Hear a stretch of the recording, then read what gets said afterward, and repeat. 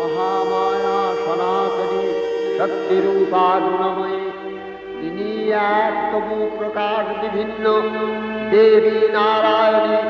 আবার দেবগণ, আপনারা নিশ্চিন্ত হন, মহিষাসুর বধ করে আমি স্বর্গ, মর্ত্য, পাতাল এই 3 লোক কলুষ মুক্ত করব। দানন্দে পূজিতা চর চর সুখদা জগৎ